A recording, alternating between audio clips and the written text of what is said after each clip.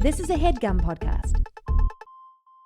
Hi, I'm Alise Morales. Millie is in Canada trying to find a husband or wife. I don't think she's actually picky here. And this is Go Touch Grass, the podcast where we log in so you can log off. On this podcast, we break down the week in internet discourse, viral memes, TikTok trends, and niche influencer drama so that you can go do literally anything else with your time.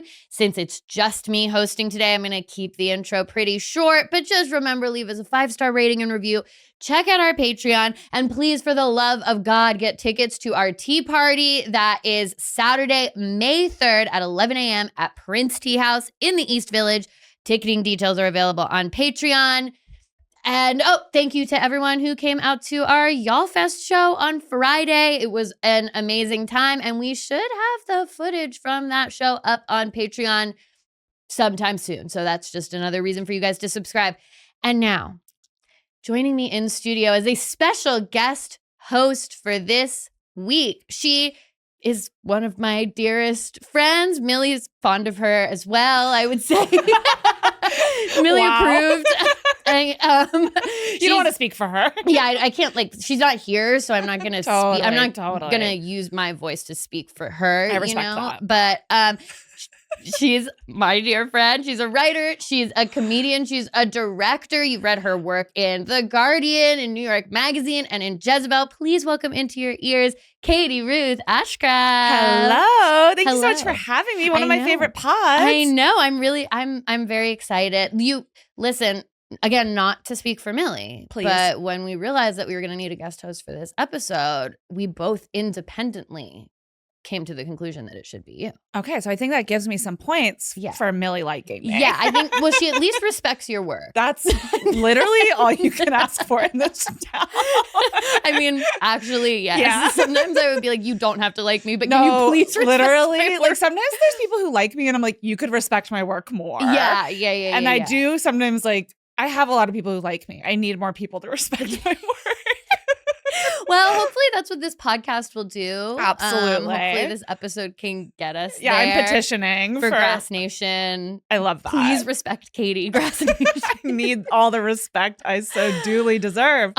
Okay, speaking of your work that is so deserving of respect. So you've written a lot about internet culture, various discourses, not just for Jezebel, but I'm talking more about the work that you've written in The Guardian lately. You talked about the Nope baby, which is like a Nepo baby who eschews their Nepo connections. Totally. The idea, I mean, it's very simple, fun little name, but Nepo babies who the reason you kind of know them is because of, them exactly eschewing their famous parents. So Vivian Wilson, Elon Musk's daughter, Rob Schneider's daughter, Elle. Right. I believe her last name is. And then you also talked about Claudia Conway. Conway. Who she was having such a moment. And I feel like now. I know. I feel like she is a little older. Her,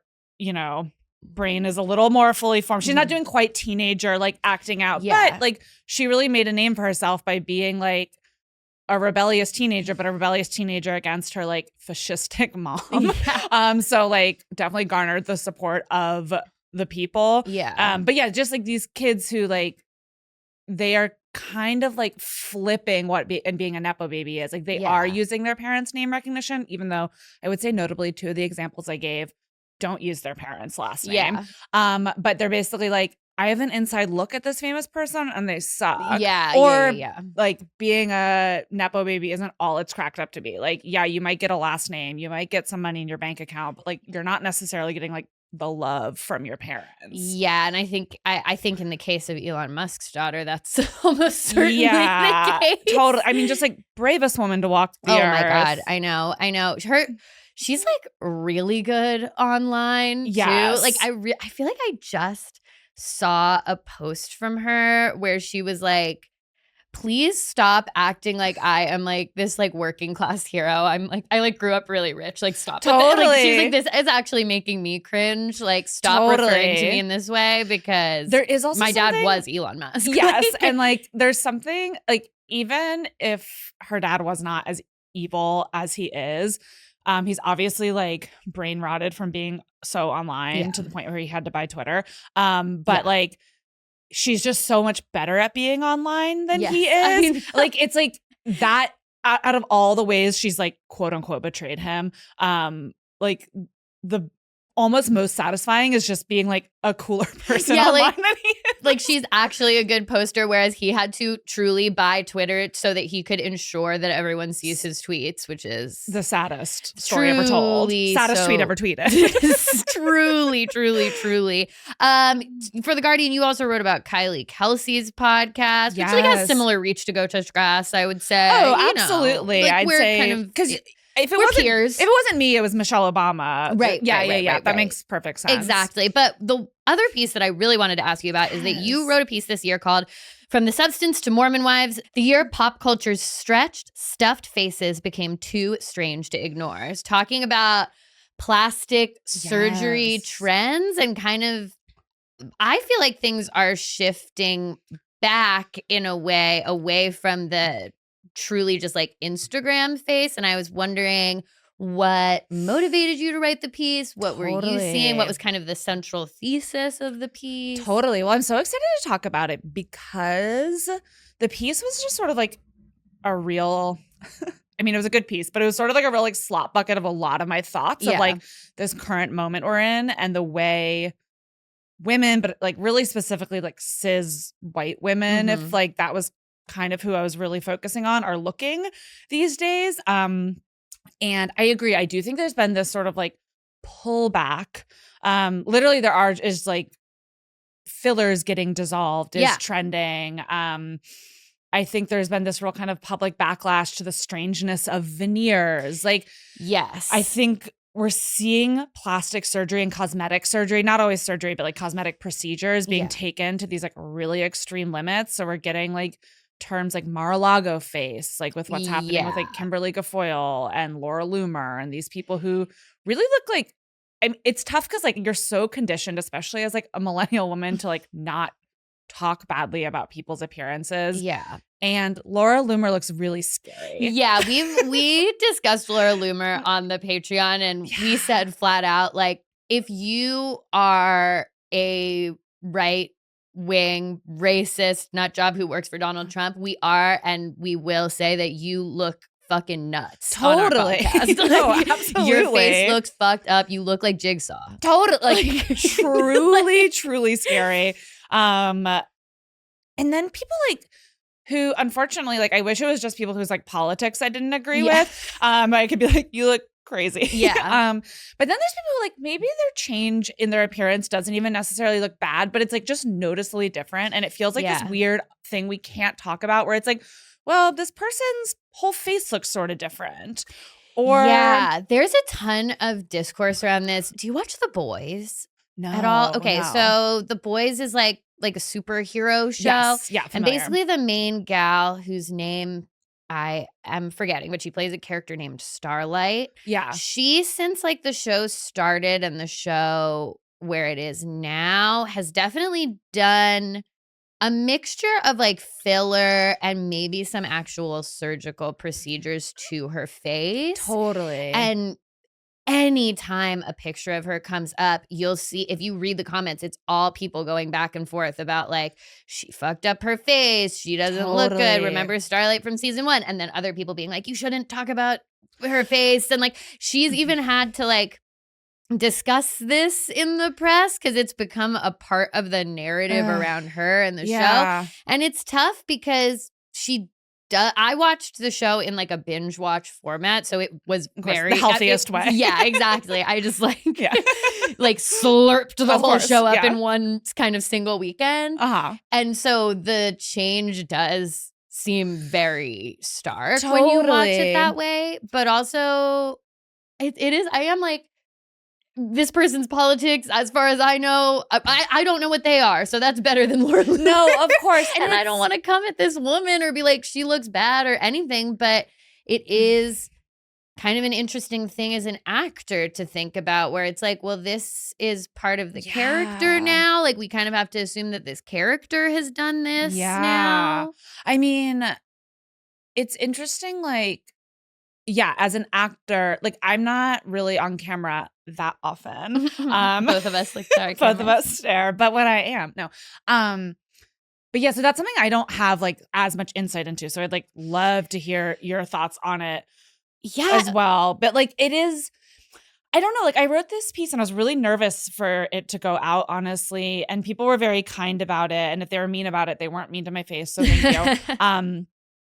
But like it's something that I'm still really working out my feelings on, because like obviously there's just so much societal pressure to look young, to look beautiful. Like women who are younger, who are thin, who look a certain way and are more like stereotypically beautiful, make more money at work. Like there are very like legitimate reasons to want to look a certain way. And then on the flip side, like I think there is something profoundly disorienting about, speaking of binge watching, I write about this, like I binge watched Secret Lives of Mormon Wives, and I came out of that like yeah, exactly, where you're just like, it's like you slurped down one of their dirty sodas and like took it straight to the brain, like, eyes crossed. Exactly. You're like, what is the state of feminism? You're like, everyone should get a vaginoplasty or whatever, or labiaplasty. And it's like you come into that, and so it's like, okay, I was watching that show this summer. I'm a big fan of The Golden Bachelor. Yes, you are like my number one Golden Bachelor stan friend. There's something I love about people who are a little bit older finding love. I think love is for all ages, except too young. Not all ages. You heard it here first. Once you're 18, fall in love. But before that, focus on your studies. Yeah, exactly. Stay focused in school. Crushes are bad. I'm going to be like a very strict. Yeah, you can't have a crush before the age of 18. That's what Kady Ruth says. Can't at all. Next article. Yes, exactly. No crushes for kids. I take a real hard right. But yeah, like one thing that's really disorienting about The Golden Bachelor, or the point I guess I'm trying to make, is like these women. Oh, and I was also watching the Dallas Cheerleaders doc.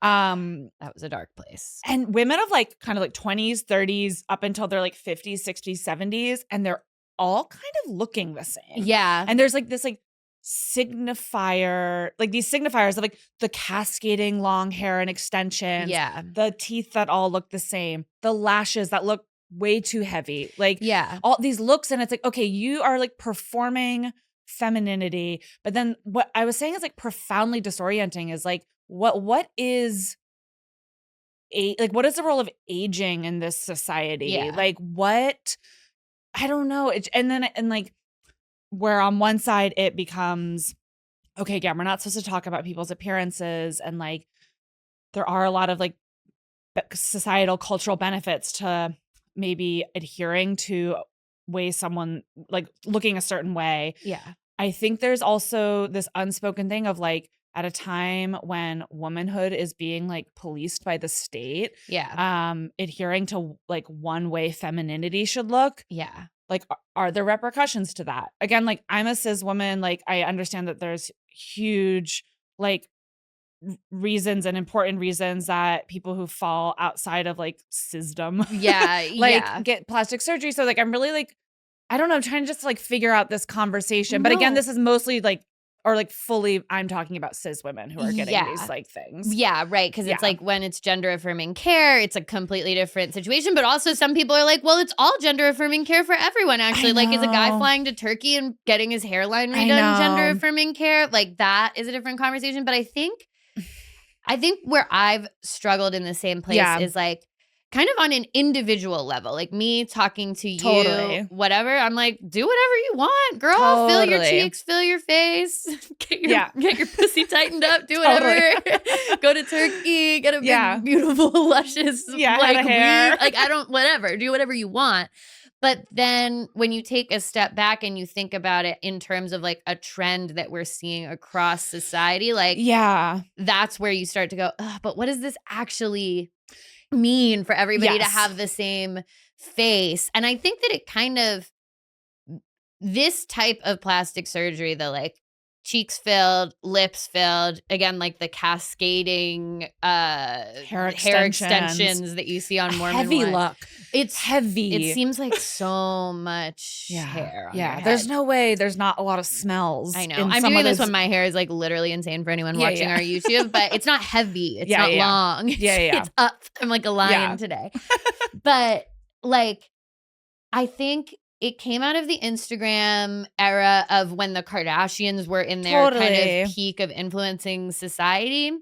And now I do feel like people have grown tired of seeing the same face over and over again. I remember it used to be a thing. People would be like, Kendall Jenner, Emily Ratajkowski, all these girls look exactly the same. And now I do think slowly but surely we're adding some more, especially with the veneers, changes to teeth. Like people are really getting over the veneers. And I think seeing Margaret Qualley, to talk about The Substance, who's got kind of iconic teeth, and she's representing like the peak of youthful feminine beauty in that movie. Totally. Like that is what she's supposed to be, and she has normal teeth or like interesting looking teeth, or not like veneers. Amy Lou Wood or Cynthia Erivo, just these people who have like just interesting smiles that make them look who like they look like. And I think also part of our collective backlash, a theory I have is like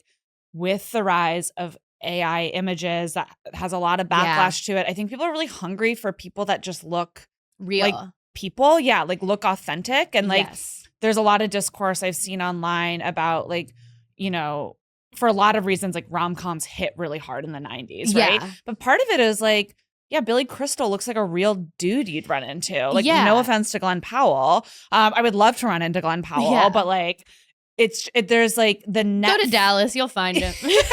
You'll see a Glenn Powell if you go to Dallas. It might not be the Glenn Powell. Going to Dallas for many reasons. No, but like, I do think that like there's something just like erotic about like real people and like real like faces and real bodies and real hair and like. I know you guys have talked about like morning and nighttime routines on this show, I believe. Basically over 2 weeks, because that guy had the viral morning routine and then he followed it up with a viral nighttime routine. Well, like there was this great piece that I wished I will follow up on like where it was from, but it was just asking like, does anyone who do those insane nighttime routines fuck? Can I say fuck? Yeah, you can.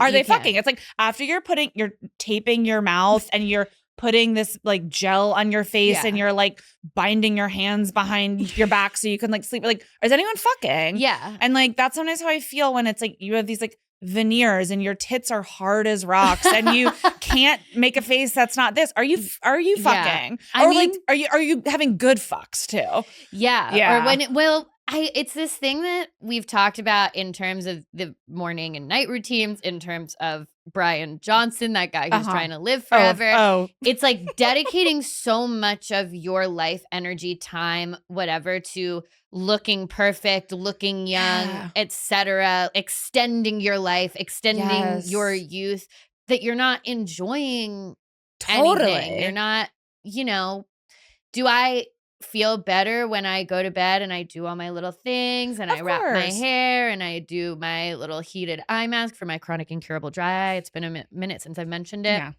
All that stuff. Yeah, but do I still also have times where I come home late and I fall asleep and I didn't take all my mascara off and I look like kind of ass in the morning, but it's because I went out and lived my fucking life and then crashed?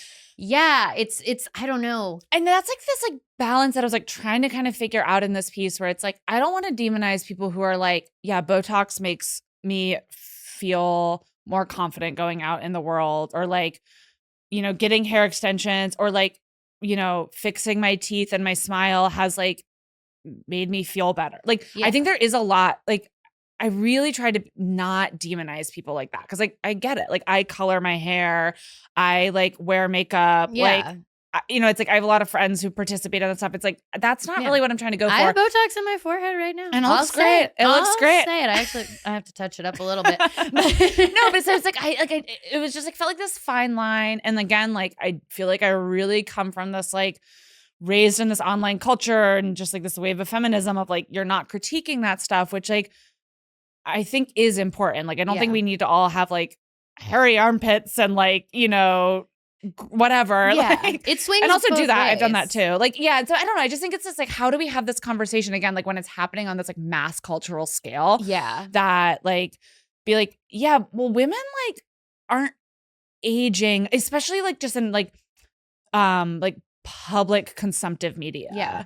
And like, yes, I will say, just to, you know, pull back to degender it for a second, I think Republican men are making incredible strides in the world of having fucking weird filler. Yes. So, you know, hats off to them for kind of gender bending. Yeah, gender bending there. Hats off to Matt Gaetz for doing whatever it is he's done.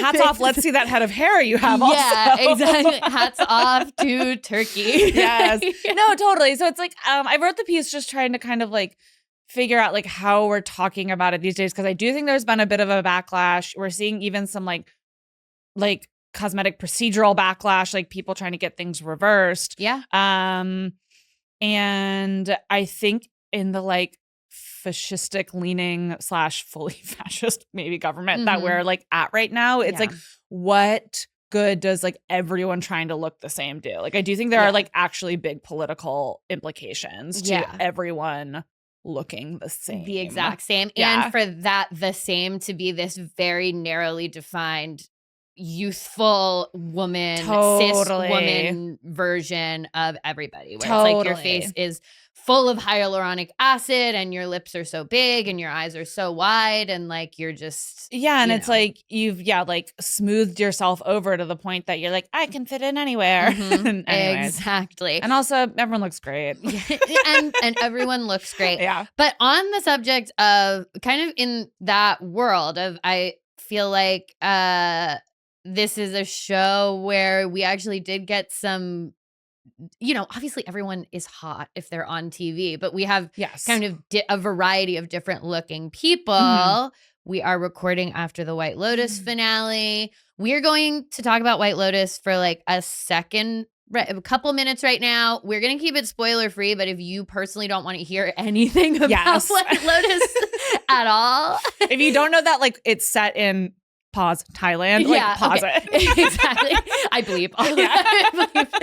Like, if you don't want any information about this season of White Lotus, skip ahead. But yeah, we're not going to do spoilers for the finale since this episode comes out only a couple days after. And like, people have work. I get it. Yeah.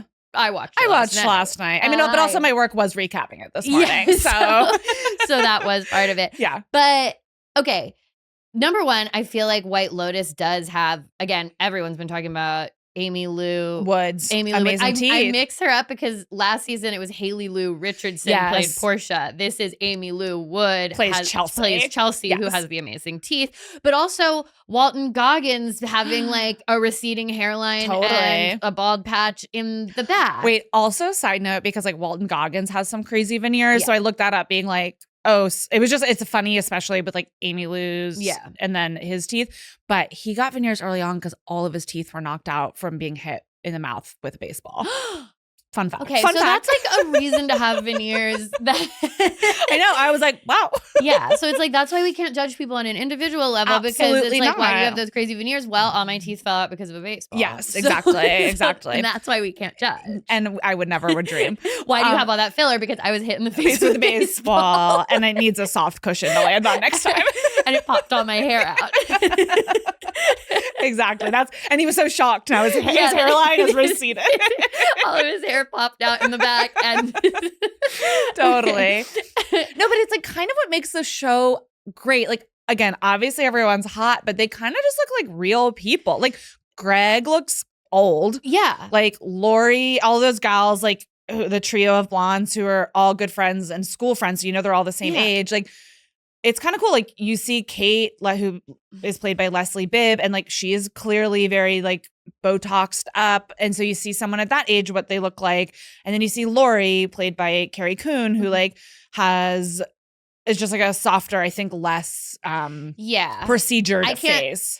I can't say myself what Carrie Coon or any of the three women have or have not had done, but it is interesting that I feel like the level of visible work on each of the characters is part of the character too. Fully. Because they even have that scene in the first episode where they're kind of like, what have you got done? No, because that is like a real maintenance. And then she's like, she sandblasted her face when they had their like one-on-one. Yeah, exactly. Which is so interesting because that is part of it. Totally. So it's like, and like, I think that is also, again, really part of the world we're navigating. We're like, especially as we're in our redacted 30s, it's like, oh, some people aren't aging because they're getting, or like, I don't know, people just are doing different things and you're seeing it play out.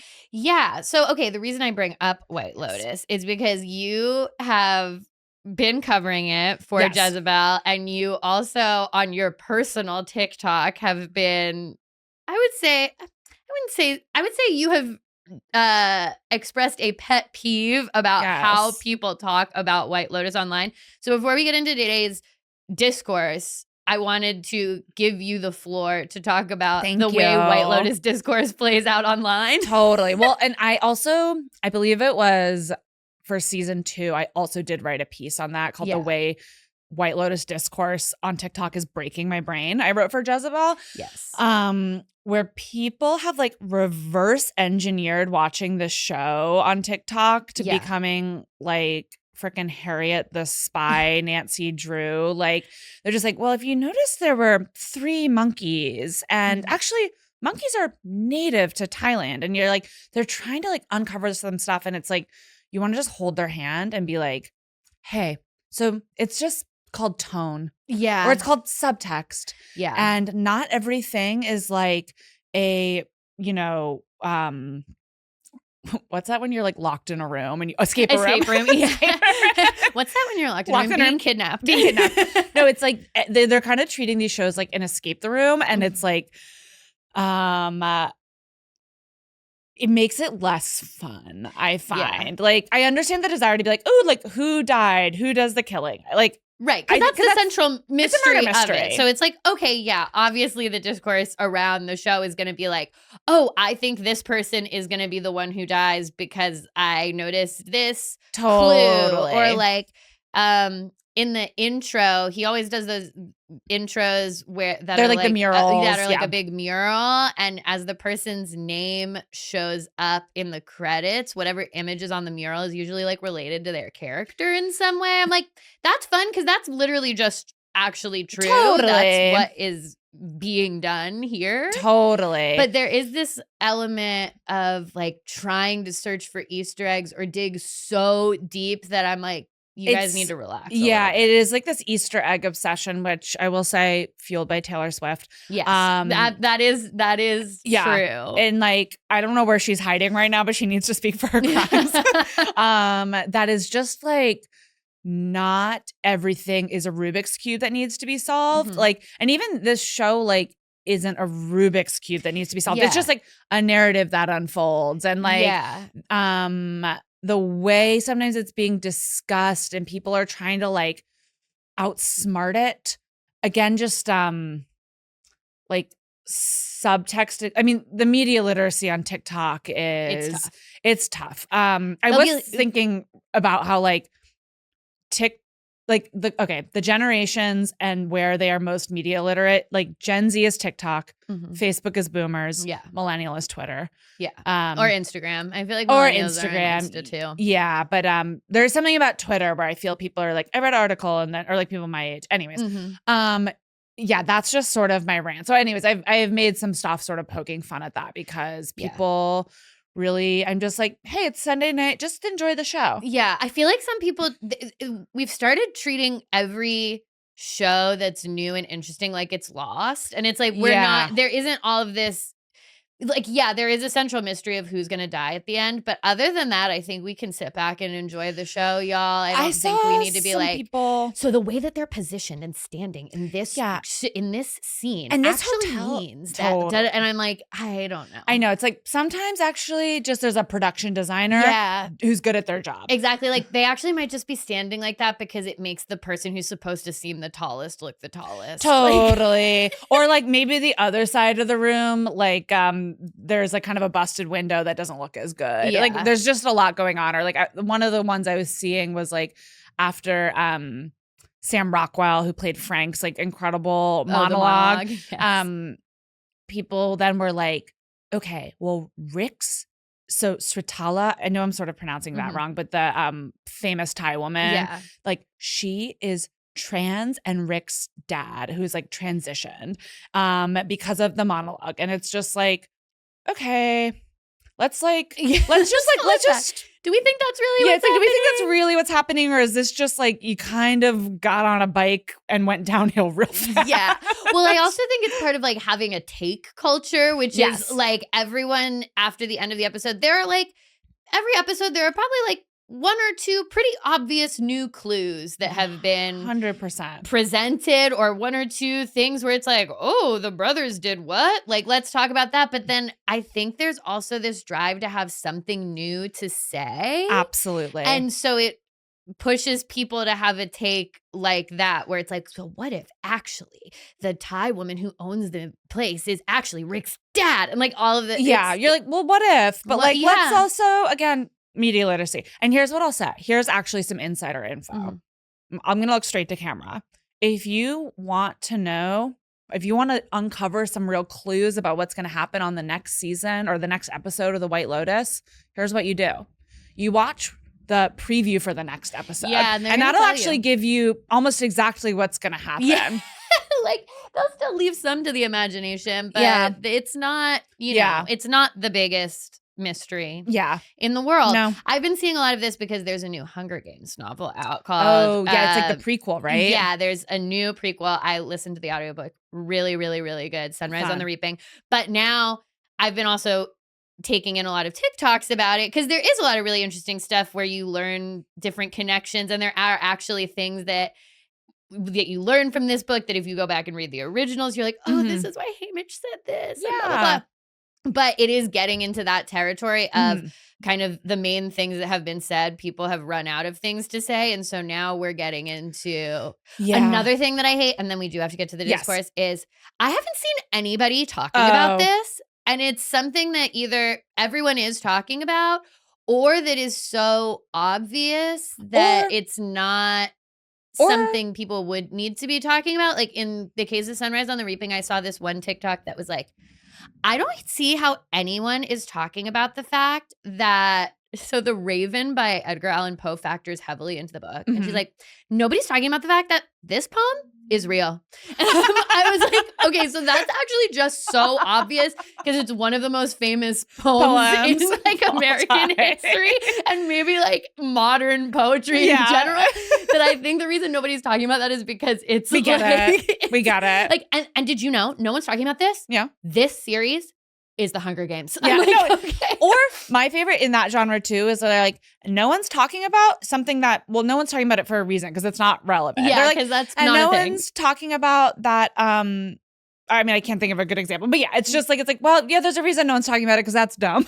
Yeah. Okay. So let's move on now to something people are talking about. Okay. Today's discourse. Right. Okay. This is a discourse that comes straight from the Williamsburg Reddit that r/Williamsburg has been churning over this topic. You are actually the person who put me onto this. Oh, yes. Because you texted me about it. Today we are talking about the drama surrounding a Reddit post made about Bathhouse in Williamsburg, the spa.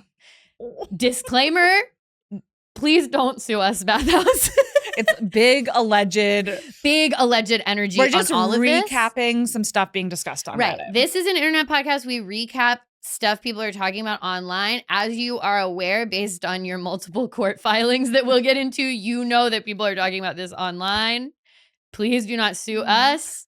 I went to Bathhouse in Williamsburg for my birthday last year. I had a great time. I know Millie frequents Bathhouse. Please do not be mad at us.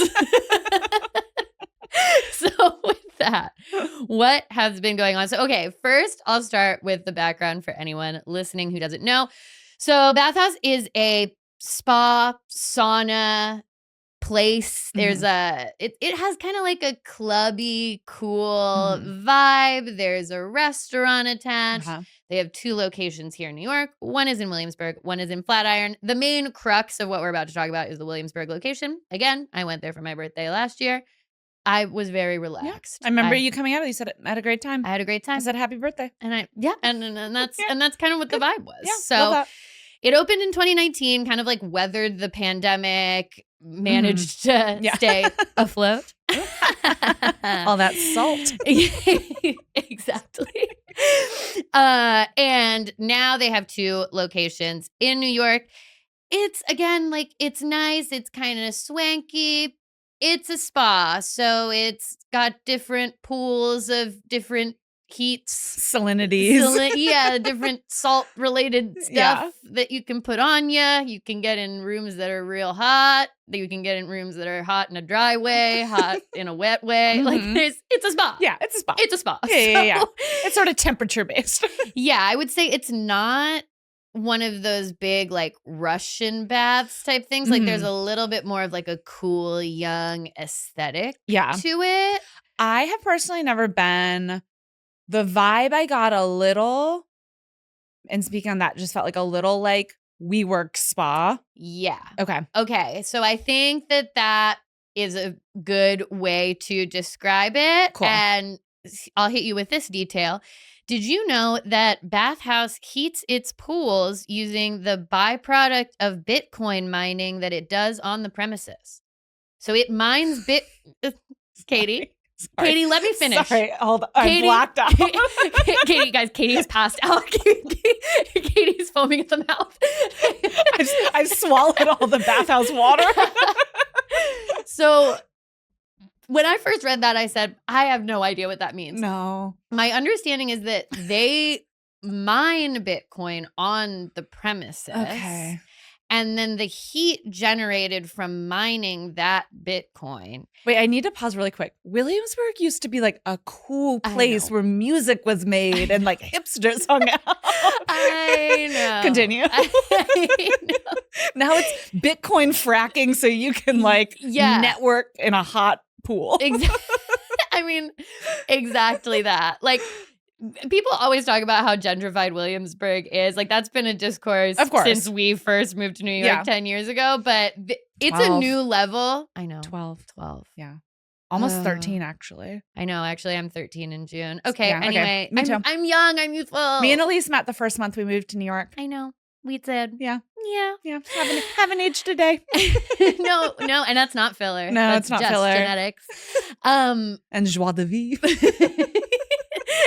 It's just our joyful and youthful dispositions. Yes. But what I was going to say is I do think it's a different level of gentrification when you have a spa that's heated by Bitcoin mining. Yeah.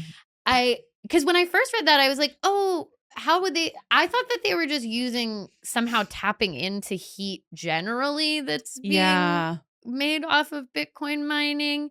But they're also it's mining that they're doing. Okay. And then Williamsburg is an industrial waterfront. So actually it's maybe historical. Like. Yeah. It's like how they have that one old sugar factory. The Domino Sugar Factory, the new Domino Sugar Factory. That's now also like a WeWork. Everything's is mining Bitcoin to heat your networking spa. Ugh. I really don't understand the science of it, but I did look into it.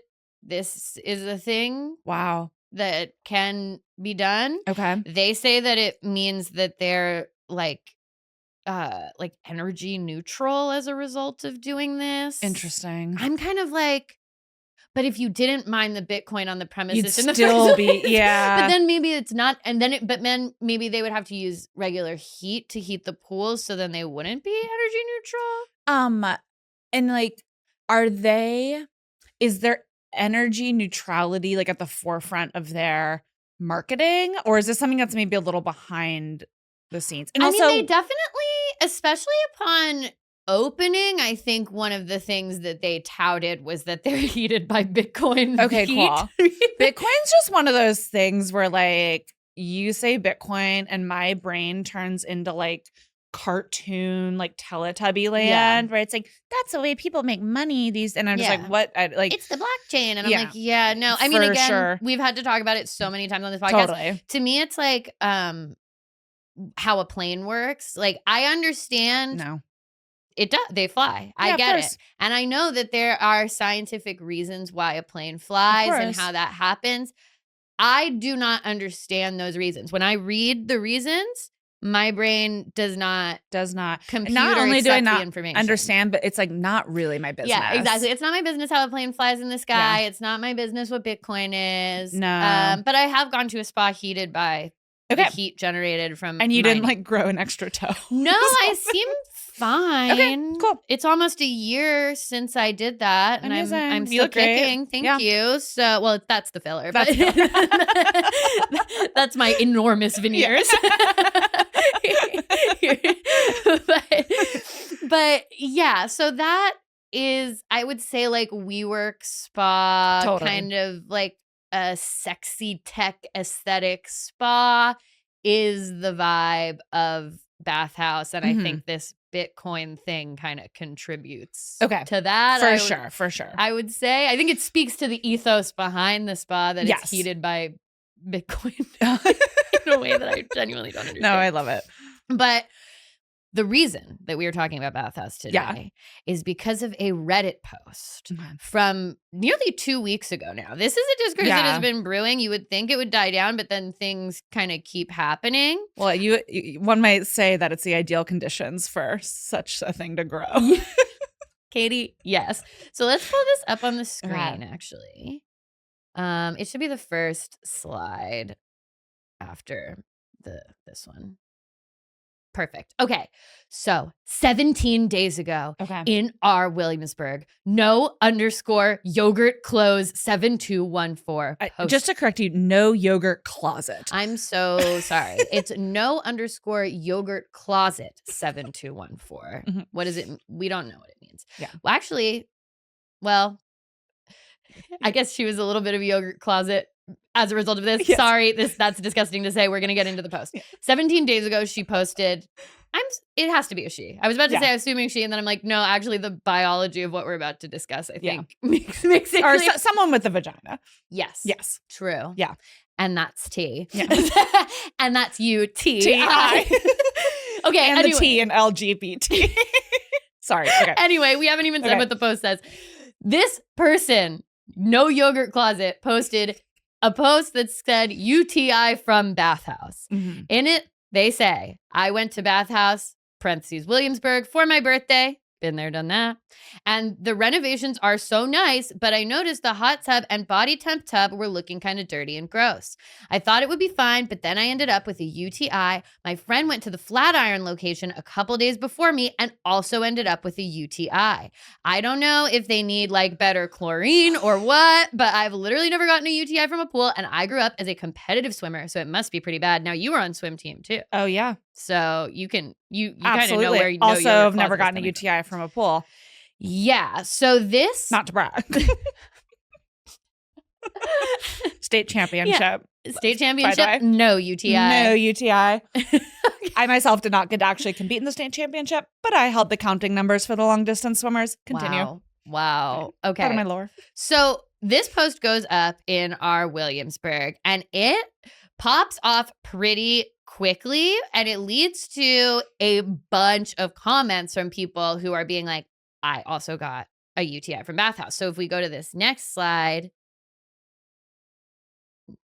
Okay, so here's another comment from the post. It had 200 comments. All of these posts, by the way, have been deleted, which we will get into. Oh, fascinating. Also, wait, just 200 comments, like Reddit users who are going to a spa in Williamsburg. That's a lot of people. 200 comments for a Reddit post is a lot. Yeah. That's a high number. And then to be like, those are people who feel like charged enough to engage on this topic. Yeah. So it's like we have an issue on our hands. Exactly. So here's Alleged. one comment. And again, all deleted. You can see.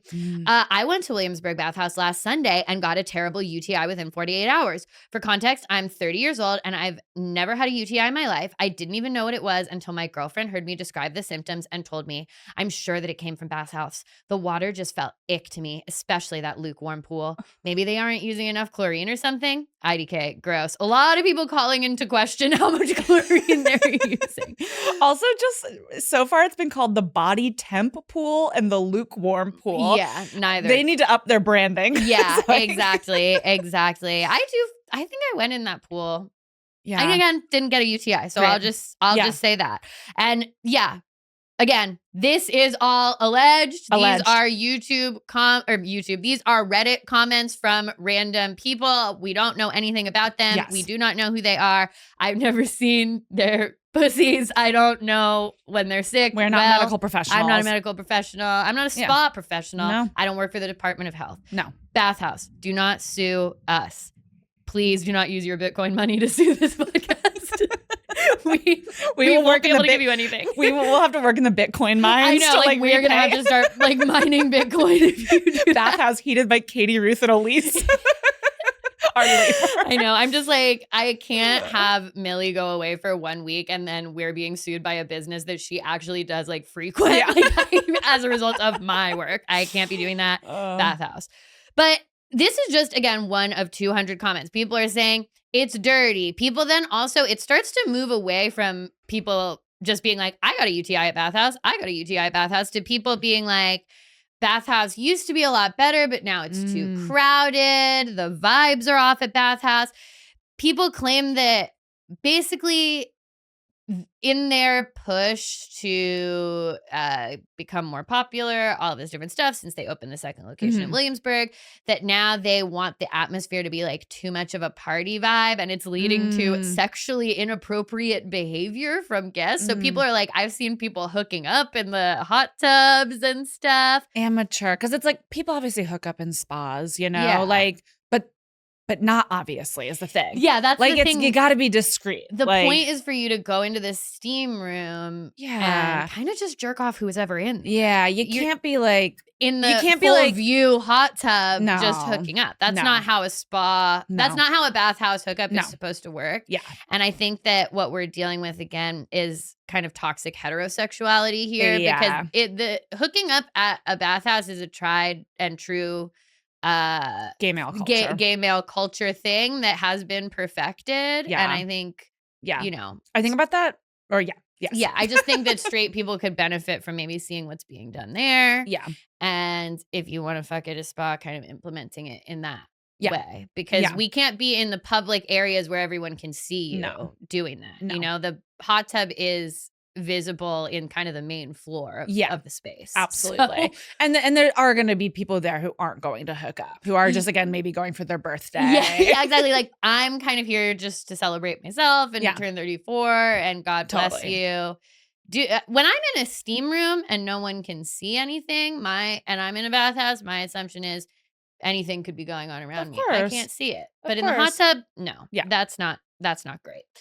So, okay, these posts start to pop off. They start making it off of Reddit. That's obviously not good. Because I came across something like this on TikTok. So now, basically, this starts to pop off enough that the UTI from Bathhouse allegations jump from Reddit to TikTok. And that's where things start really heating up. Oh, I'm so sorry. No, it's perfect. So people start basically recapping this post on TikTok. There are a bunch of different things being like, people are talking about how nobody's talking about this. Yeah. Bathhouse is giving people UTIs. And a rare time where you're like, wait, actually more people should be talking about this. Yeah, exactly. Wait, actually, I was going to go again for my birthday. Should I go? Yeah. I am going. Bathhouse, don't sue. Yeah. Don't sue us. So this gets even worse when former employees of Bathhouse start not only jumping into the comments, but they also jump onto TikTok to say, yeah, it really is nasty in there. And also the owners are dicks. So here is. Wait, you're telling me that the Bitcoin mining owners, Bathhouse owners aren't aren't awesome nice. people. Oh, Allegedly. According to a TikTok we are about to watch from Jessie the Besthetician, which I'm like, well, Jessie, that's a great handle. First of all, Jessie the Besthetician, hats off to you on your handle. I'm so sorry about your experience working at Bathhouse. Okay. So we're just going to watch some of this TikTok. Hello, former employee here. I am a licensed esthetician and my position at Bathhouse was a body scrubber.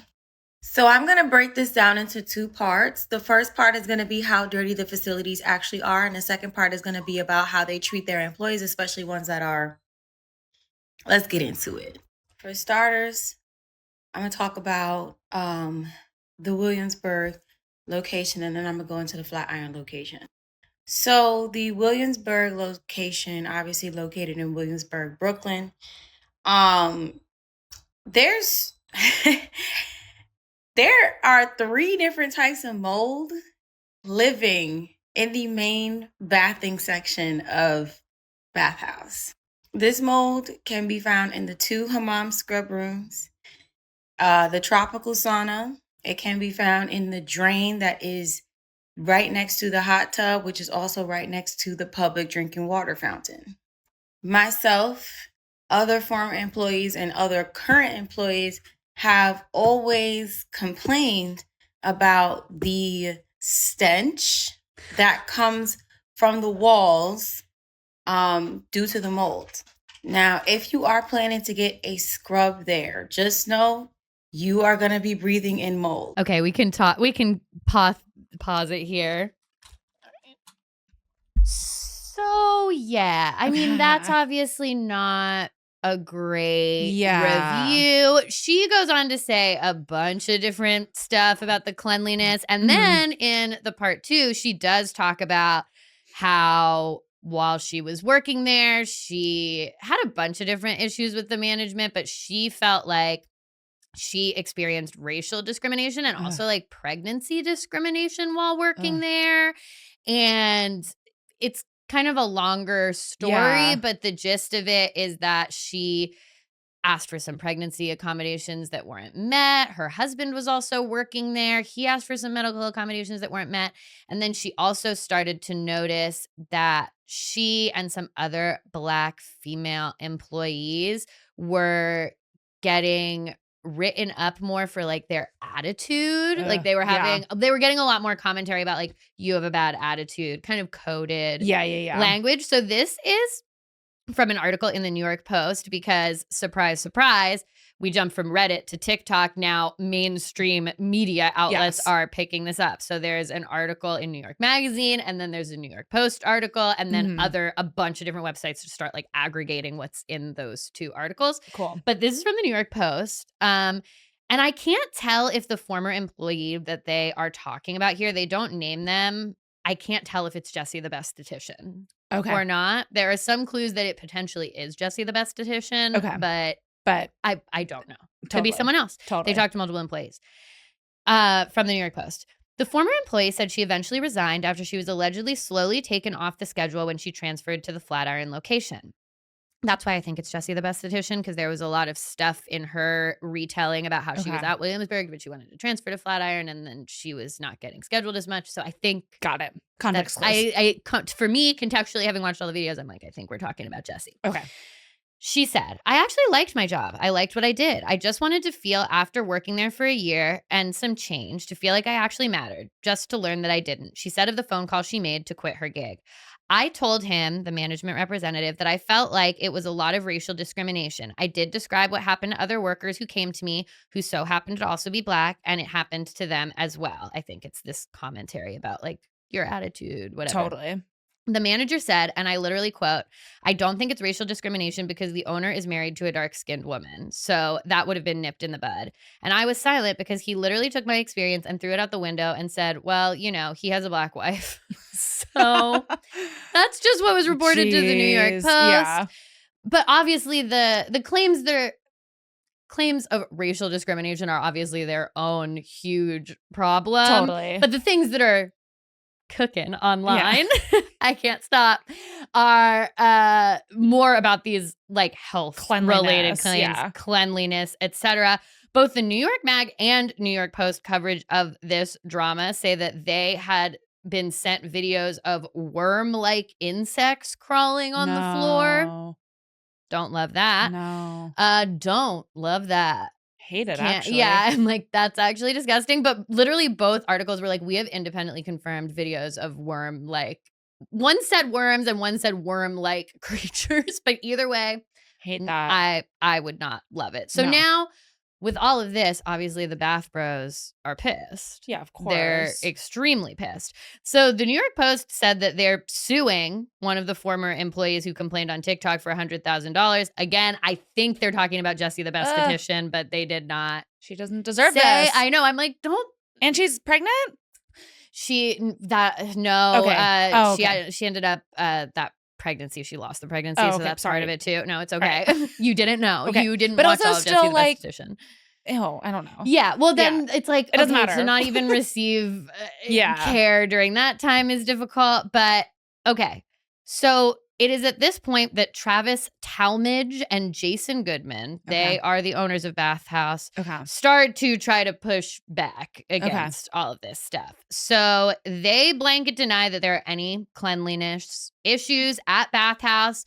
This is from the New York Post. Talmadge and Goodman say that the pools at Bathhouse are controlled by a computer that continuously monitors the chlorine and pH levels in the water in real time and uses UV filters to kill bacteria, making the environment highly unlikely to cause a urinary tract infection. Of the worms, Bathhouse says that the video they're influencers who were invited. Honestly, almost. They said that the video was of a scheduled quarterly clean of the pipes and that the worms are just part of the grime that gets cleaned out of the pipes. So basically they're like, yeah, there are worms, but they're in the pipes and we like regularly clean out the pipes. And this was video of that cleaning. So they're trying to say like, scheduled worm maintenance. Yeah, exactly. Okay. Like this is actually us getting rid of the worms. This is how we keep the worms at bay. Okay. All right. Is what they say. Okay. According to them, their facilities receive a deep cleaning from midnight to 8 a.m. and visits from an exterminator 8 times a month. These were all verified by both the New York Mag and New York Post articles. The New York Mag article said that since 2022, the Williamsburg spa has received 17 health complaints, which isn't 17 for a spa in 3 years. I don't think is actually that have no crazy idea, with 2 locations. I would. Oh, for the 2 locations, yeah. Or I guess. Well, I mean, I actually have nothing. It's the Williamsburg location specifically that has received 17 complaints, but I feel like that's not that crazy for a spa. Facility. If anyone works in the industry, let me know. Yeah. I'm very naive in that. A Bathhouse spokesperson shared documents with New York Mag showing that they'd passed a health inspection with no violations on New Year's Eve, and then they also provided the New York Post with proof of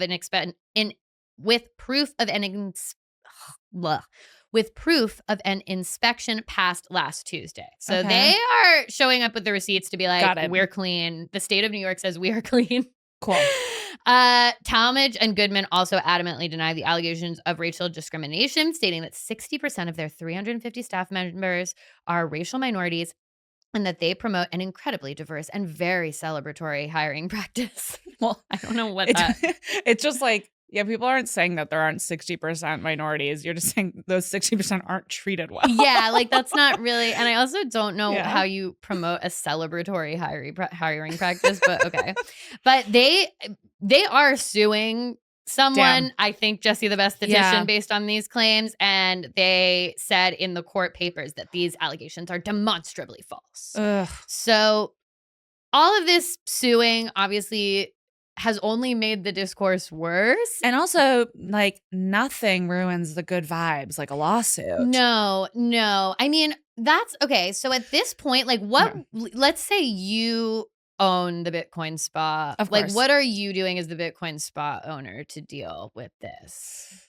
Well, hold on. It's going to take a second for me to put yourself into like the headspace. Get into the robe of being the Bitcoin spa owner.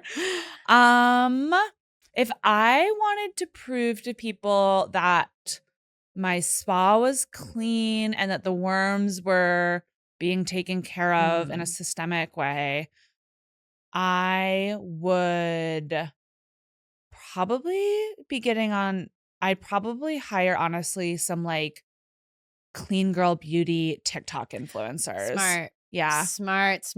I have gone back and forth about if I think that I would have just not said shit about this. Like, I think it was getting pretty big. I think once it gets to New York Mag and New York Post, it is tough. Like, obviously, you have to respond.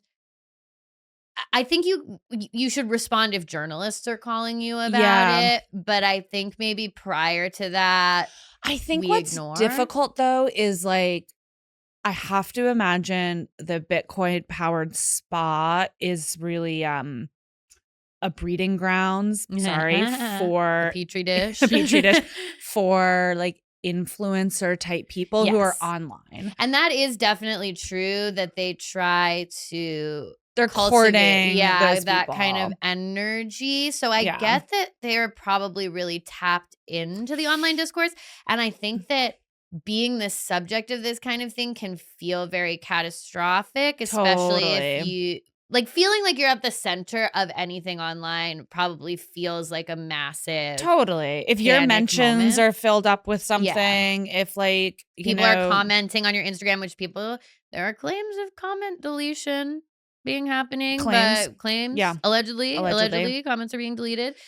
It's a tough spot to be in as a business owner, but I kind of think that maybe in an official capacity, I would just let this pass and provide any necessary information to like New York Mag. I wouldn't sue the Black woman who says I haven't treated her well. No. If you're trying to disprove that. Yeah, I think that would be bad. Yeah. So, okay. With that in mind. Again, they're being accused of deleting Instagram comments. But this is not stopping anybody. Gabby Windey talked shit about them on her podcast. So please, sue her first. I know it's like she's like a darling of like she's so she like couldn't be more famous right now. That's actually guys, the funniest person who could talk about. I know she's so huge online.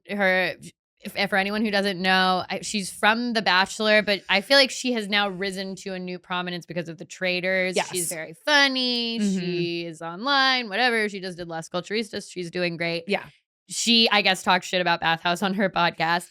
But then 2 days ago, I see, because I've been following this now on Reddit because my dear friend Kady Ruth texted me and she said, I know that you go to Bathhouse, just so you know, this UTI thing is going on. Yeah, because I saw the TikTok. And then I go to the original post because I'm like, well, this could actually be good for us to talk about on the podcast. So I start saving things. So now she's a working woman. So now I'm getting served about our Williamsburg content and I see that the UTI claimant, No Yogurt Closet, has posted a post called Bathhouse Threats.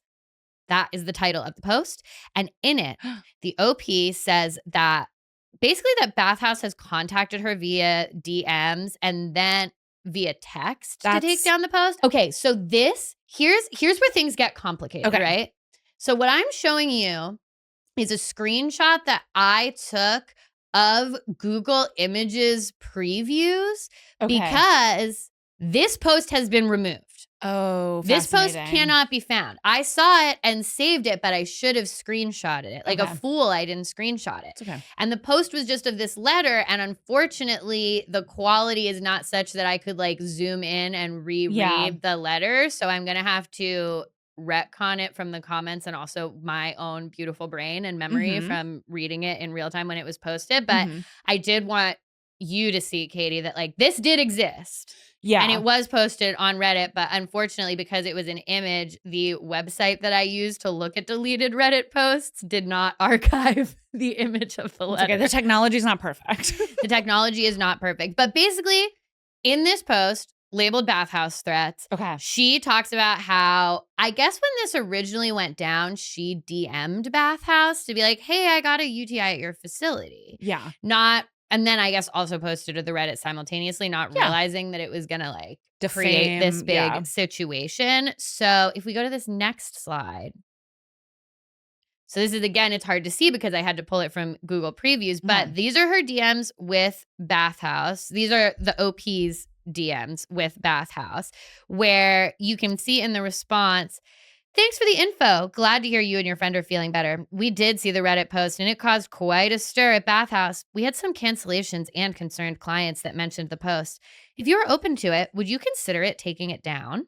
If you are open to it, would you consider taking it down? So this was then followed up by, I guess they took it to text, and there were like text messages where they exchanged and said they wanted to take it down.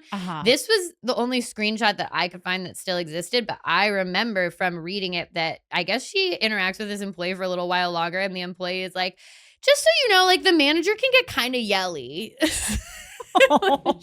That is dark.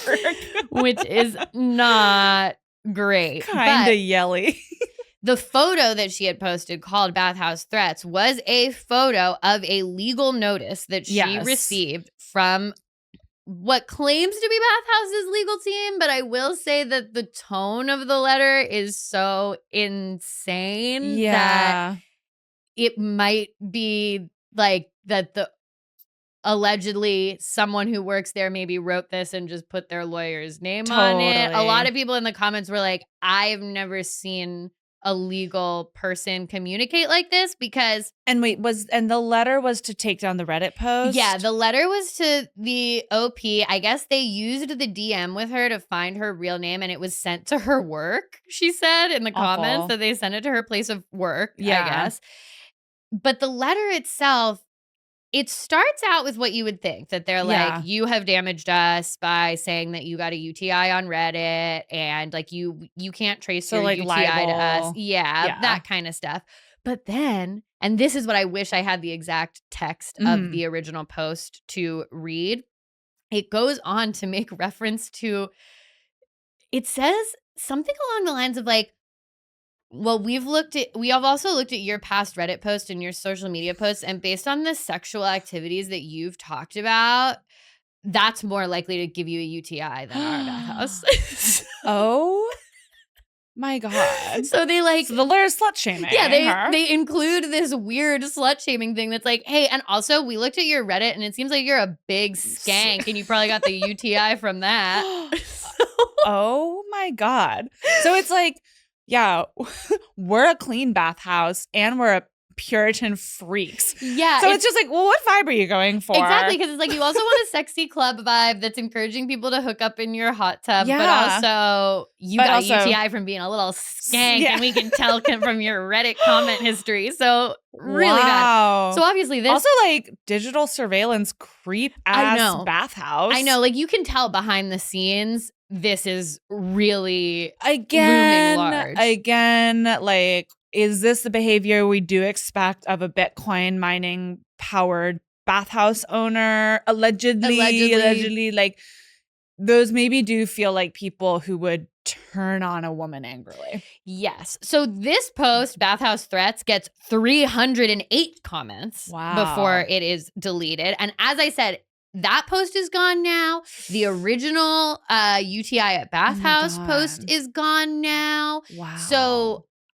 I definitely think no yogurt closet was sufficiently. And if we had eyes on her, like, is she safe? No idea. Okay. No idea. We find a body in the. We find a body in the body temp pool. Yeah.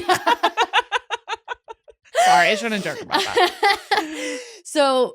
I no idea, but all the posts from No Yogurt Closet regarding this are gone. And when I went to No Yogurt Closet's page, you can find some of their comments still, but all of their original posts and anything that had like screenshots or whatever, gone, removed. You can only find little tiny previews of it on Did Google they remove Images. their stuff about their sexual history too?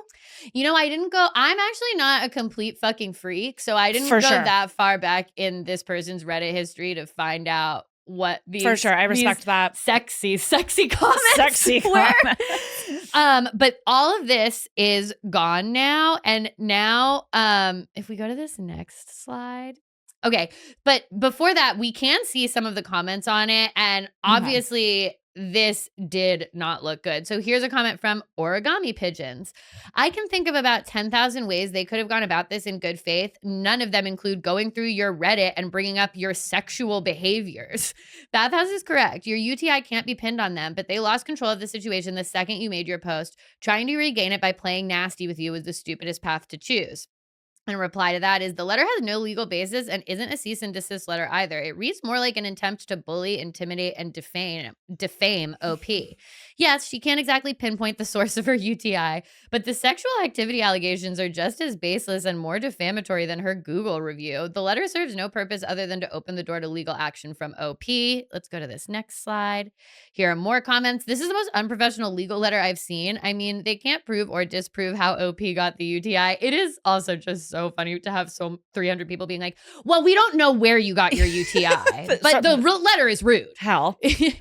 They're right that you could have gotten the UTI anyway, but they shouldn't have said that stuff about your sexual activity. No, truly. Well, when you showed the DM, the Instagram DM, sorry, and I was like, yeah, Bathhouse has a right to be like, hey, if you're open to it, would you maybe take down the post? We're losing business. Yeah. And then they just sort of have to kind of like pray that she takes it down. But like, you kind of don't have any more discourse past that. I know. I feel like it's a, kill him with kindness more vibe where it's like, hey, we're really sorry that you feel that you had this experience and that you got sick after coming to our spa. We're not sure if we were involved, but here's a day pass, or here's a this, here's or that. A massage if you don't want to get in the water. Yeah, exactly. Yeah, if you don't want to get back in the body temp pool, totally understand. We can go to the haram scrub room. Yeah, yes. There is mold allegedly. Walk past the worms, get your scrub. We would love to have you back. Yeah, exactly. Just something. I don't know. I think you have to play super like, nuts. They can ask, and then like it's just sort of balls in her court. Yeah, and then like. I mean, it just that vibe is like 100% dude who starts double texting you. Yes. And is just being like, hey, I had fun on our date. And like you take 20 minutes to respond. They're like, okay, slut. Yeah, exactly. Yeah, exactly. You didn't have fun? Well, have fun getting like gangbanged. You're like, whoa. I just actually they're like, was that work? Hey, I actually looked through your Reddit's comments and you're a slut. Yeah. And you're like, whoa. Totally. I was at work. Yeah, sorry, I was underground. I didn't have service because I was in the tunnel. Like, what the fuck? Yeah, it's just like, Jesus fucking Christ. Because again, this was the original post was 2 weeks ago, which is kind of the max length for a discourse. If you had told me this happened, if I had texted you about Bathhouse 2 months ago, I said, oh yeah, that would have felt like 2 months ago. Yeah, like it's kind of the max length for a discourse that isn't constantly getting fueled by extra stuff. So like, if you don't file a bunch of legal paperwork to sue the TikToker who's talking about you and also send this insane letter, then things go away. But now, again, this was as of 2 days ago. The commentary continues. And now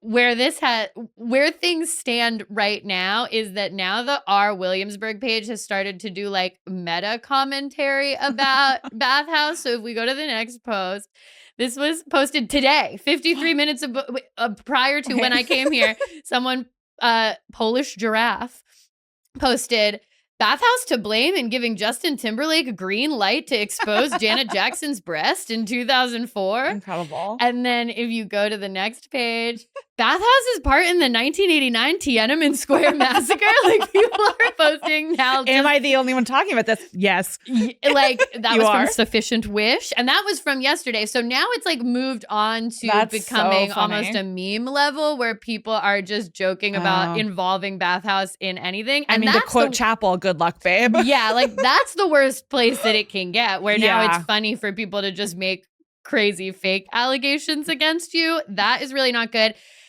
Bathhouse, I will say, is currently running a promotion for free day passes, which I'm sure is unrelated to all of this. But I also saw that the day passes sold out. So it seems like, I mean, see, that's the thing. It's like New York is a big city. Yeah. And a lot of people come into Williamsburg. They like could have just handled this quietly. And maybe there's some people, they lost some like online Redditors who aren't going to go any longer. But like they could have really pivoted to just like tap into one of New York's other billion markets. Again, it's just there are so many people. And I think that when you are in the midst of a conversation online, you feel truly that everyone is talking about it. Yes. But what I have learned in doing this podcast is that these conversations are actually really, really siloed. A lot of people have no idea what you're talking about. I'll meet people who are like, Wait, so J.K. Rowling is bad now? Like, you don't even realize the degree to 100%. which conversations you think truly everyone Yes. has heard or have some awareness of. Some people have heard not one thing about it. And so I do feel like, again, by suing people, being antagonistic, fueling this flame, you're ending up in a situation where it's giving more people reasons to post, which gives more people an avenue for it to end up in their FYP. When this probably would have been done 2 weeks ago after the initial flare up.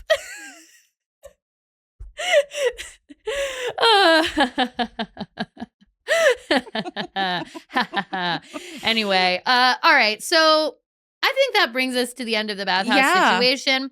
Again, we don't know how No Yogurt Closet got their UTI. We don't know how anyone got their UTI except for UTIs that we've experienced. And sometimes those are mysteries too. Yeah, and sometimes there's a mystery there. So all allegedly, Bathhouse, please do not sue us. No. Please don't go through my Reddit history and call me a slut. Yeah, like, please don't do any of that stuff.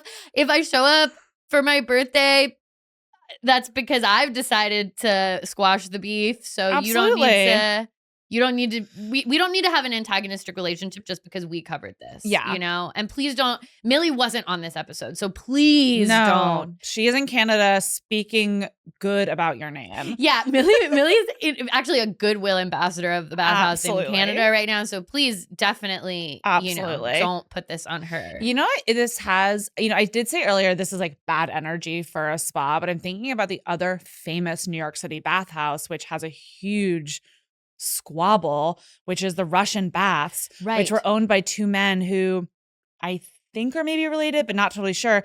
But anyways, now it is divided which day they each run. So it's like Monday, Wednesday, Friday is this one guy's day. And then like Tuesday, Thursday, Saturday is the other guy's day because they refuse to see eye to eye on how it's run. Wow. So maybe owning a spa is just kind of stressful. It's a contentious endeavor. I mean, the thing is, people probably, you're going to a spa because you want to feel relaxed, but maybe it's because you were feeling stressed ahead of time. Totally. So, people feel some type of way about their self-care.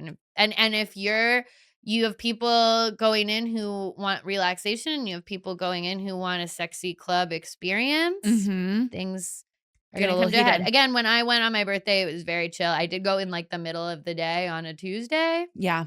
And it was great. And I ate at the restaurant too. Oh, was that good? It was. That's great. It was great. I had a glass of wine, floated, all that stuff. So it is time now for us to move to our final segment, Grasshole of the Week. Ooh, okay. Grasshole of the Week is our segment where we declare the person, people, businesses. It was almost Bathhouse, and then I was like, this is actually a longer situation that we need to get deeper into, that need to log off the most. We are on a roll with celebrity grassholes. Last week's grasshole, we issued a loving Go Touch Grass to Justin Bieber. For sure. Today, it's not the most hateful Go Touch Grass we'll be issuing, but today's grasshole is Ariana DeBose. So I was wondering if it would be. So, okay. Where to begin? All right. So for anyone interested, we do have a whole history of the Rachel Zegler discourse up on our Patreon right now, where we go deep into why people online get so mad about Rachel Zegler. I also have to say there's very few voices like over you that I would trust to discuss this. Yeah. Thank you. Like I said last week, I have to stand 10 toes down for my half Latina theater kid, Bob's sister. Of course. I have to speak for her because she was being maligned in the media. But for anyone who doesn't know, there is a lot of discourse online right now about the live action Snow White movie, which has flopped badly at the box office. When we were doing our Patreon episode, it was the weekend that it had come out, and it actually made less money opening weekend than Joker 2 Filet Adieu. Wow. Okay. So that's bad. Yeah, that's bad. That's pretty bad. And there was kind of this initial push that, again, I talk a little more deeply about on Patreon, but a push in the media to pin this failure on Miss Rachel Zegler, Yes. the movie star, for Yes. various reasons. But today we are going to zero in on an aspect of the drama that is not touched on in this Patreon, which is the perceived beef between Rachel Zegler and Madame Angela Bassett did the thing herself, Ariana DeBose. Mhm. Are you aware of these two women? I am. You are aware of these I two am. women. For anyone who is not, Rachel Zegler is a 23-year-old actress and singer who had her breakout role starring as Maria in Steven Spielberg's West Side Story. She's currently in this maligned Snow White movie. Mhm. She is a purveyor of discourse, or I'm not even a purveyor of discourse. She's the subject of discourse. Yeah. She doesn't. But usually, she's online. She is online. Yes. And famously so. We'll get Yes. into some of her posting. Yes. Her Reddit posts. Slut. Just kidding. Just kidding. We would never say that about Rachel Zegler. Seems like she's kind of a relationship girl, actually. Love that. But you can be both. You can be a slut and a relationship girl. Anyway, we're veering away. So she stars as Snow White.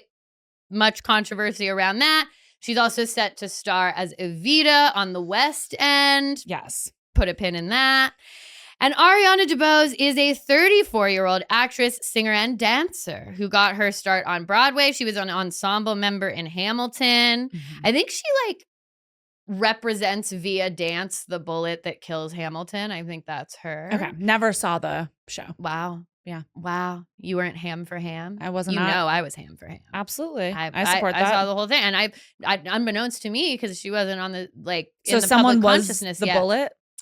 Yeah, it's represented in an artistic way, and basically, as the bullet is flying, someone kind of dances, and I think it's Ariana DeBose who does. Amazing. That. Okay, breakout role. She's part of the dance ensemble of Hamilton, and I think if you watch the Disney Plus Pro Shot filmed, she's there as well. I'll take your word. But her big break is when she starred as Anita in the Steven Spielberg West Side Story, for which she won an Oscar. She's probably most famous for Angela Bassett did the thing, though. Yes. Which is the meme, and I will insert it right here for all of us to remember. Can you fix this zip? All the ladies in the room, supporting and leading, all here I presume. Hong Chow, Dolly D, Carrie and Carrie with the C. Dame Emma, I'm so fond. Anna girl, you were great and blonde. Danielle D, you broke my heart. Michelle, I've loved you from the start. Angela Bassett did the thing. Viola Davis, my woman king. Blanche Kate, you're a genius. And Jamie Lee, you are all of us. One of us is here alone. So what is the drama? Okay. Rumors that Rachel and Ariana don't get along date back to West Side Story, when Ariana was being largely recognized for her performance, but Rachel kind of was not. Yeah. Ariana's nominated for Oscars, etc. Rachel's not really getting that kind of recognition. That I don't know if the beef is necessarily based on the recognition portion, but there was famously drama around the fact that Rachel was not invited to the Oscars, even though West Side Story was up for Best Picture.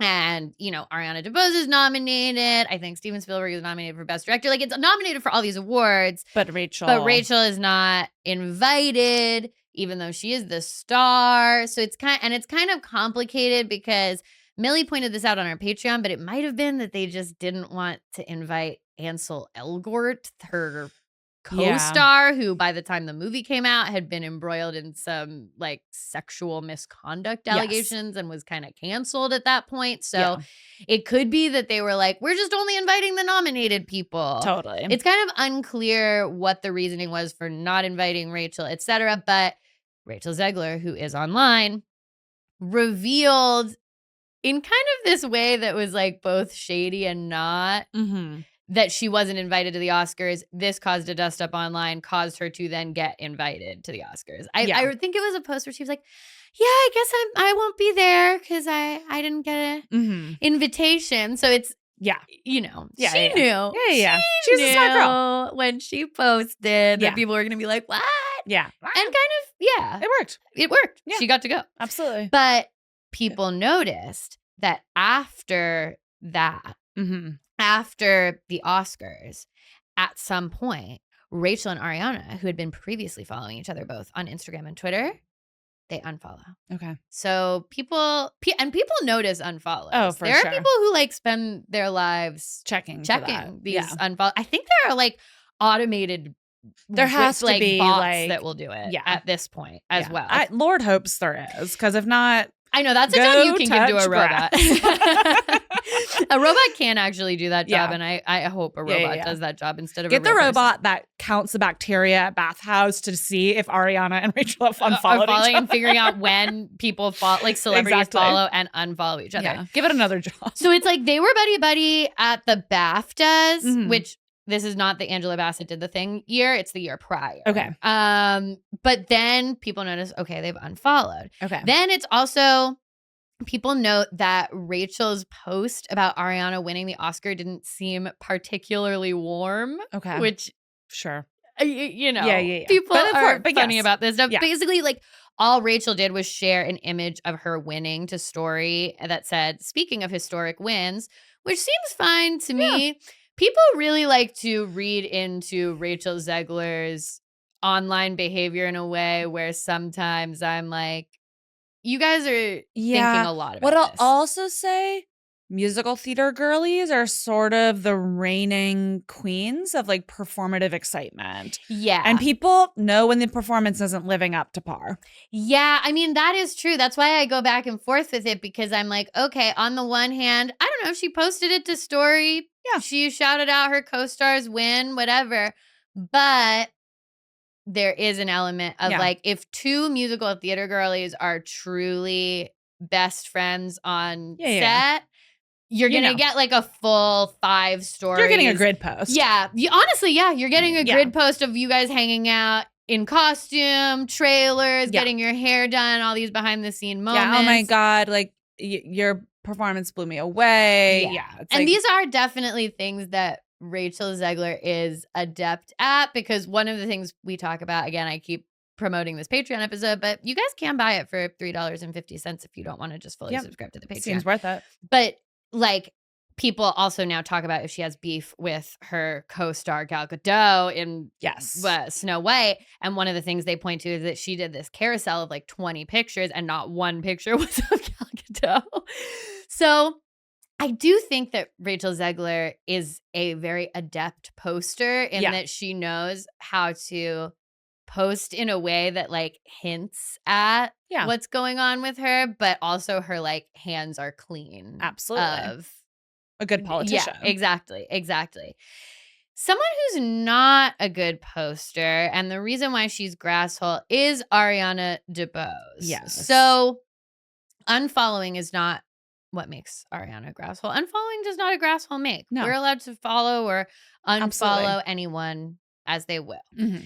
What makes Ariana grasshole is something that she posted to Grid recently, related to all of the drama that Rachel Zegler is going through with Snow White. So, back it up. As we've said, Rachel has been embroiled in controversy since the release of the live-action Snow White movie, which has flopped badly. And as a result, Disney is very clearly trying to, at least was very clearly trying to pin the flop on Rachel Zegler, though I think a lot of that coverage was badly received, and now maybe they're pulling back on it a little bit. So conservative fans have never liked Zegler for the role because they are racist. And so they were mad that a white Latina was cast as Snow White, because I guess Snow White has to be pure white, the whitest white person. Aryan. Like you can't, exactly. I'm like, I don't know. I feel like a Colombian person. She has black hair. Yeah, like I don't, and also like Latinos are white, too. So it's very confusing. But she was not white enough to be Snow White. Yeah, they don't like that. Then they get mad because of some comments that she made at D23, where she said that the original movie was outdated. Yeah. And that they were going to do kind of like a girl bossified version of Snow White. Yeah. Which is par for the course of how Disney has talked about these live action movies for years. Yeah. It's people, I've since seen people pull Lily James talking about the Cinderella movie in the same way. Yeah. Like, this is what they've always said, is like, we're updating it. She's not going to be saved by the prince. She's her own woman. She's going to lead the army. She's brave. Like, that's how people have been talking about it. But This led to people calling the movie Snow Woke, which is... It should be woke white, but but whatever. These but people, they're dumb. Yeah, They're they're dumb. Whatever. Yeah. And then it comes out in what is basically an anti-Zegler hit piece that I think Disney paid for in Variety. I mean, if it's in a trade like that. Yeah, like it came from somewhere and that somewhere is the mouse. Yeah. That Zegler, okay.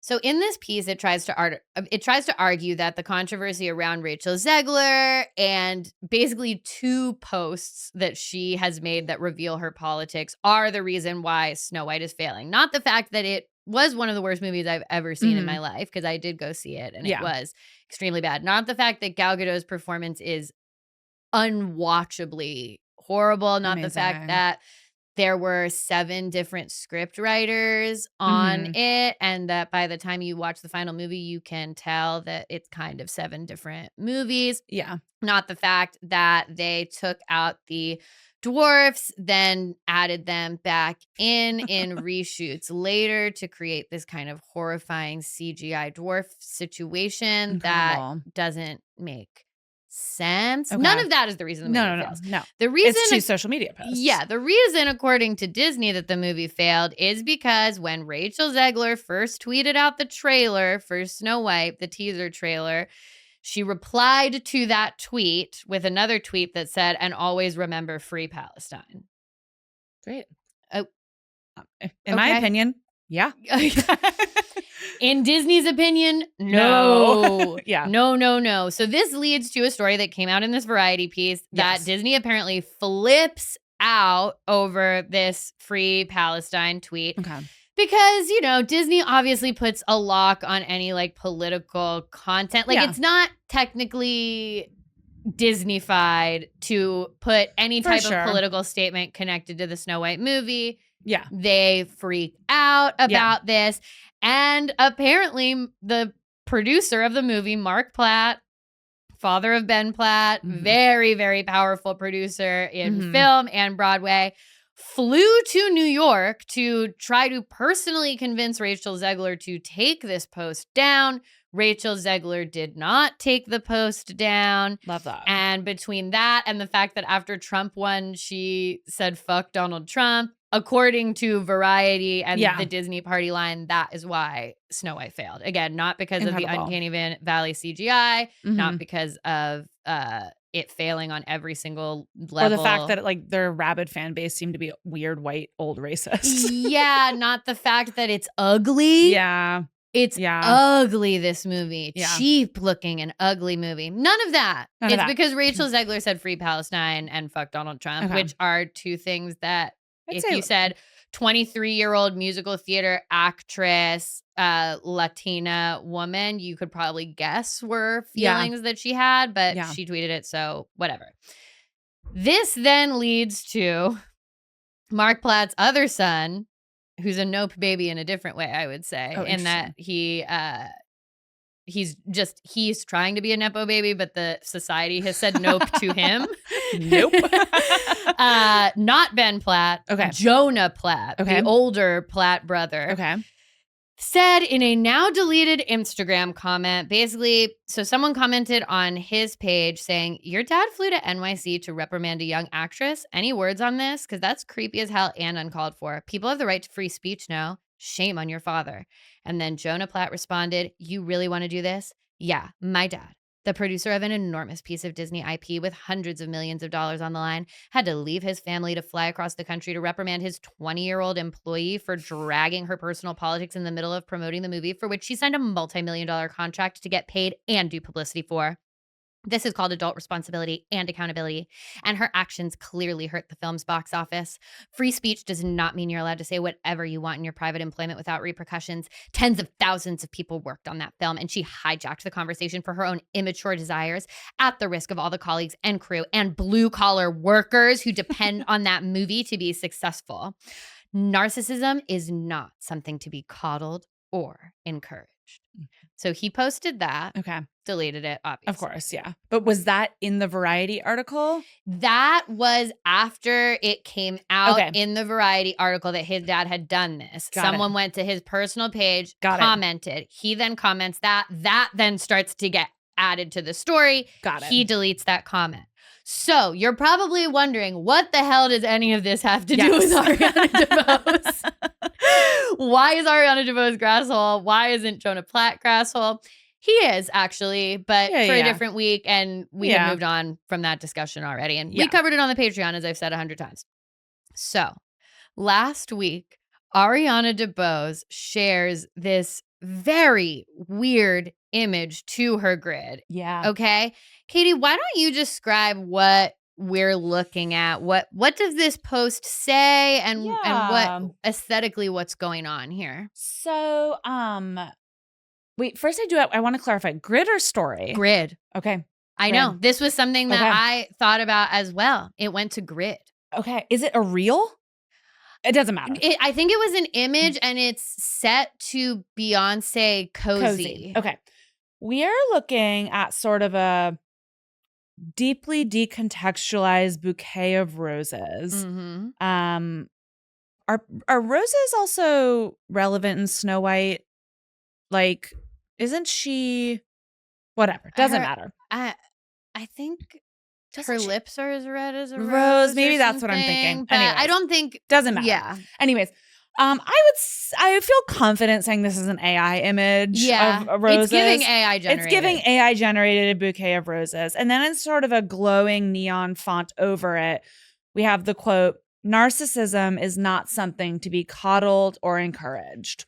So that's directly from Jonah Platt's comment about Rachel Zegler. So people see this and they're like, okay, obviously Ariana DeBose is coming for Rachel Zegler with this weird AI flower quote thing. Yes. So immediately people clock this, because this is also like, it's not a quote. No, it's not. It is. It's like Jonah Platt's quote. Yeah, it's like a very direct quote. It's not something where it's like small minds talk about, large minds talk about ideas, small minds talk about people. It's not like an aphorism. But it is formatted like Pinterest inspirational quote. Yeah, it's formatted like exactly some kind of like kitschy quote, like with like kind of like dash anonymous wisdom. We're the daughters of the witches you couldn't burn energy. Totally. But it's this quote that is very directly about Rachel Zegler. Incredible. So obviously immediately reignites rumors that they hate each other, which is fueled even more when people make the connection that Ariana DeBose was originally in talks to play Evita on the West End. But it fell through due to scheduling.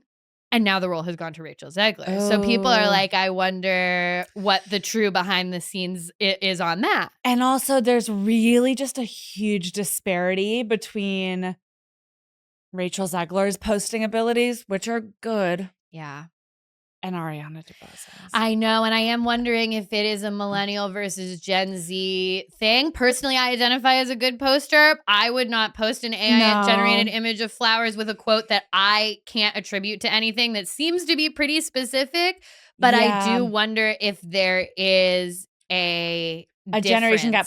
I also, when you mentioned their ages earlier, I did put a pin in that where I was like, there is unfortunately nothing sadder than a 34-year-old, you said, beefing with a 23-year-old. I know. And as a 34-year-old, I have one more week of being able to say that. I've wanted sometimes to call out some 23-year-olds. I don't have a lot of them in my life, but you can't, because you will never win. You will never win, and you certainly aren't going to win with AI-generated Pinterest art to grid. No. Like, that is just not the way to defeat a Gen Z opponent. No, you're really like bringing a mustache finger to a knife fight sort of a thing. So true and so sad. Yeah. So, okay. People immediately clock this for what it is. Yeah. So then she takes this down and posts, I post quotes all the time. This is now in story, text on story. And does she post quotes all the time? We'll get into that. because actually the Cut did look into this. Oh, I and love that. The article that I read to round this up, which is where I realized, because I thought this all went down on Story, but it was in the Cut article that I realized, no, this was posted to Grid, which is huge. wild. So she says, I post quotes all the time and thought this one was meaningful. Will fully cop to the fact that I did not do any research on where this quote came from, nor did I know of the connection until it was pointed out to me.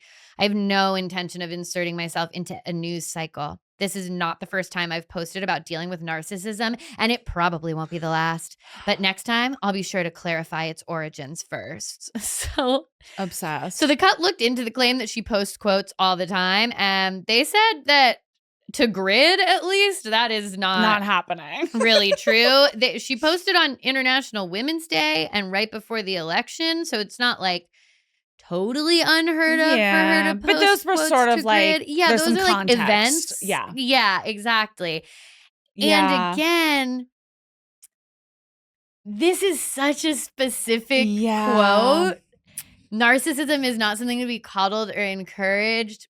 Because you're not going to, what is it, brainy quote and getting this. Yeah. I mean, I don't know where it came from. So I have You to have ask. that screenshotted on your phone because you saw the interaction. You were like, yes, I hate that woman. Yeah.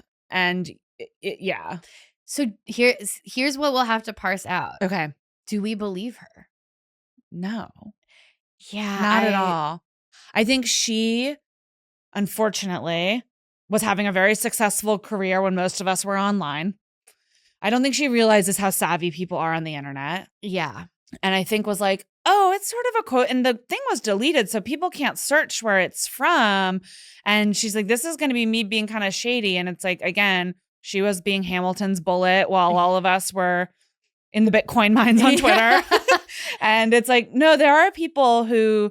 There's a Stan account in Brazil who knows every single thing that's ever been written about Rachel Zegler. Yeah, and also this has been screenshotted and quoted a bunch of times. It's very specific. People are immediately going to clock this at being about someone who you are perceived to have beef with. Yeah, so like the radar's already on. Yeah, like online sleuths figured out that you guys unfollowed each other, which is something that actually takes a lot more research than just one-to-one matching this quote. What I'll also say, because there was part of her response quote of just being like, this isn't the first time I've posted about narcissists or something like that. I know. I'm like, and I'm just like when someone is that, when you have like an ongoing issue with narcissism, I'm like, pull up the mirror. Yeah, that's my thing is I am kind of like, why are you posting about narcissism so much? How many narcissists are you meeting? I mean, I guess you're in Hollywood, but also... Yeah, there is something where it's like being obsessed with the like buzzword diagnosis of the day. Like, this is not the first time I've posted about narcissism, and I will continue to post about narcissism. I'm like, maybe you could not. It's like there's elephants that need to be saved. Yeah, I'm like, I don't know. I feel like you can just post about your upcoming projects in your life. Yeah. I don't think that you need to even be kind of the anti-narcissism hub of information. Task force. Here's okay.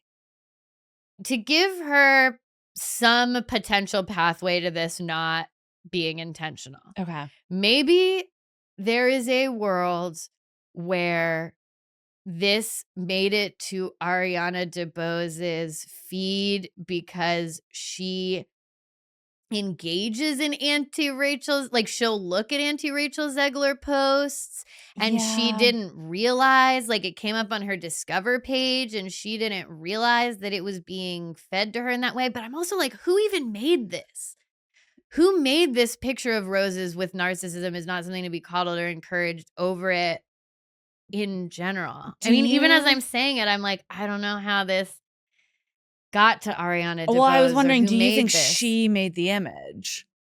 That's a really good question. Is if she didn't make the image, then who? Then someone did? made it, but and why? My immediate thing is she made the image. I feel like, which I know I'm really struggling with if it made its way to her and she was like, haha, or if she made it. If she made it and then said, I didn't know where this came from, she's truly nuts.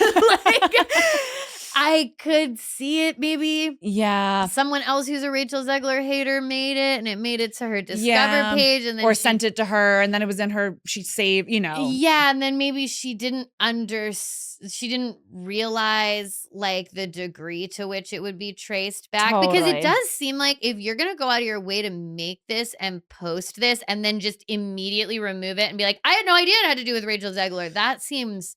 Yeah, you gotta kind insane. Of like stand 2 feet on the ground. And yeah, just you have to be like, yeah, I posted this about Rachel Zegler. Yeah, it's my gut is like she's the mastermind behind it. If not, there's someone in her life who's close to her who's not being truthful. Yeah.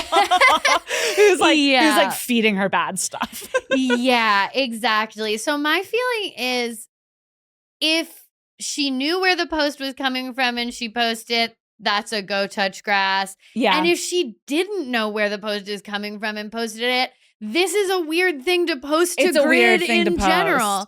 So for the crime of being weird on Maine, regardless of your motivations, we have to say, Ariana DeBose, go touch grass. Go touch grass. And that's the end of our episode. Wow. Kady, it was so great to have you. Thanks so much for having me. This was a joy. I learned a lot.